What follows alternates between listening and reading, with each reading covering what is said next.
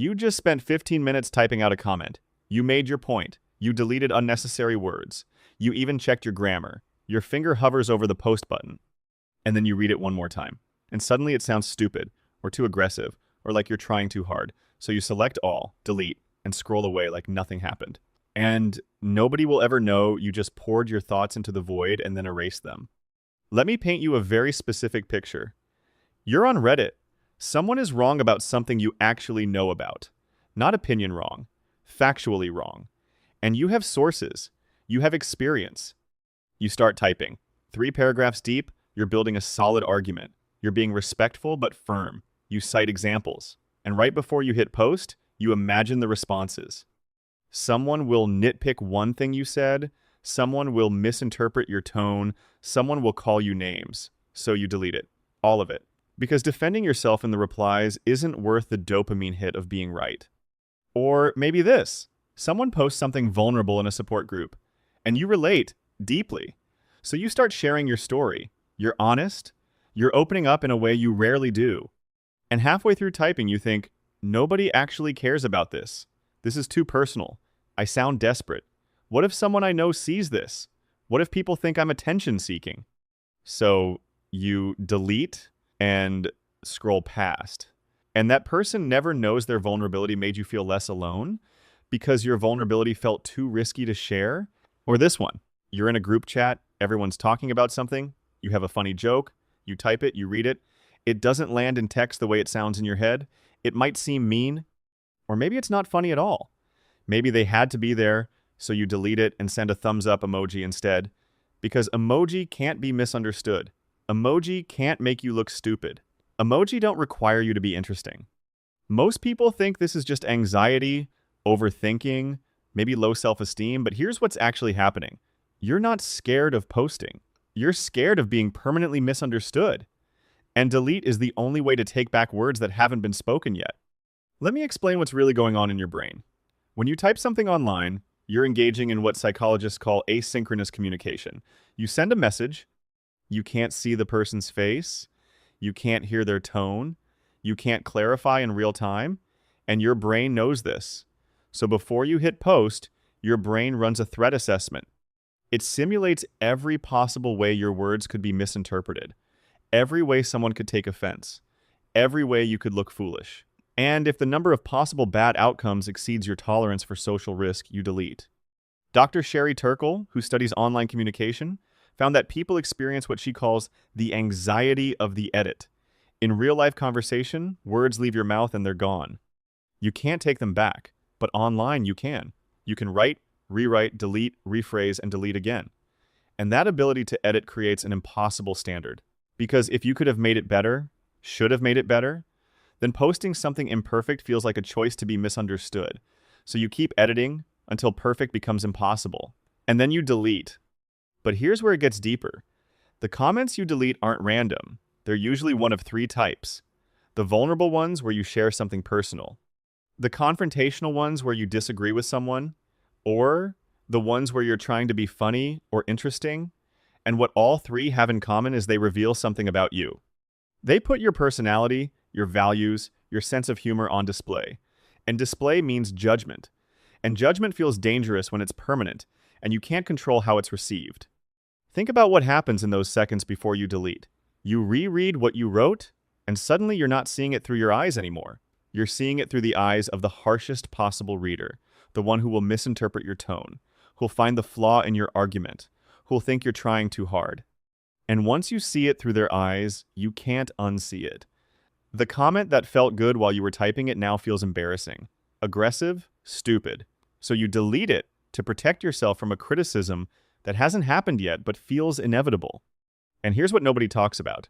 Every time you delete a comment, you're reinforcing a belief. The belief that your unfiltered thoughts aren't good enough, that your first instinct needs to be edited, that the real you is too much or not enough or will be misunderstood. And after years of deleting, you stop trusting your own voice. Because if you can't trust yourself to communicate clearly the first time, then maybe you shouldn't communicate at all. So you stay silent. You lurk. You read what everyone else says and keep your thoughts to yourself. And it feels safer. But it also feels lonely. Here's something that'll mess with you. The comments you delete are often better than the ones you post because the deleted ones are honest. They're unfiltered. They're you before you performed the acceptable version of you. The comments you actually post are the safe ones, the ones that can't be misunderstood because they don't say anything risky. The thumbs up, the generic great point, the carefully neutral take that won't offend anyone but also won't contribute anything. You've trained yourself to be invisible online, not because you have nothing to say, but because saying something real feels too dangerous. But here's the part that stings. You're not just deleting comments, you're deleting connection. Because every time you type something vulnerable and delete it, you're choosing safety over being seen. Every time you write a thoughtful response and delete it, you're choosing invisibility over contribution. Every time you type a joke and delete it, you're choosing protection over personality. And it works. You don't get criticized, you don't get misunderstood, but you also don't get known. Because people can't know you if you won't let them see you. And here's what this behavior quietly reveals about how you see yourself. You believe that the unedited version of you isn't acceptable, that your thoughts need to be filtered, refined, perfected before they're worthy of being seen, that other people can post stream of consciousness thoughts and be fine, but you need to be flawless or silent. You're not holding everyone to this standard, just yourself. And that standard is so high that most of the time, silence is the only option that meets it. There's something else happening here that nobody acknowledges. The permanent nature of online communication creates a different kind of anxiety than real-life conversation.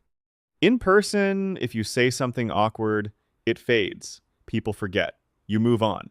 But online, it's searchable, it's screenshotable, it can be taken out of context and shared. It exists forever, and your brain knows this. So before you post, you're not just thinking about how it'll be received now. You're thinking about how it could be used against you later. How future you might regret it. How past you is already haunting you with old posts you wish you could delete. So you delete preemptively. You erase yourself before someone else can. You maintain control by never giving anyone ammunition. And it works. You stay safe. But safe isn't the same as satisfied. Safe isn't the same as connected. Safe is just less vulnerable. And somewhere along the way, you forgot that vulnerability is the price of connection. That being misunderstood is the risk you take to be understood. That posting imperfectly is better than posting nothing at all. Here's the truth about those deleted comments sitting in the void. They weren't as bad as you thought. The argument wasn't as aggressive. The vulnerability wasn't as embarrassing. The joke was probably funnier than you gave yourself credit for. But you'll never know. Because you chose the comfort of deletion over the risk of reaction. And every time you do, you get a little bit quieter, a little bit more invisible, a little bit more convinced that your unfiltered voice isn't worth hearing. So maybe the next time you type something and your finger hovers over delete, just post it.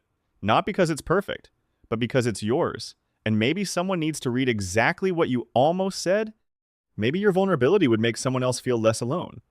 Maybe your argument would change someone's mind. Maybe your joke would make someone laugh. Or maybe none of that happens. Maybe it gets ignored. Maybe someone misinterprets it. Maybe you regret it slightly. But at least you said it. At least you existed for a moment instead of erasing yourself before anyone could see you. You don't have to be perfect to be heard. You just have to be brave enough to post anyway. Tell me in the comments, and actually post this time, what's the last thing you typed and deleted? And if you're tired of erasing yourself, hit subscribe. Next video breaks down why people who rehearse conversations in their head are trying to script safety into uncertainty. Click it. You'll finally understand why you can't stop preparing for things that haven't happened yet.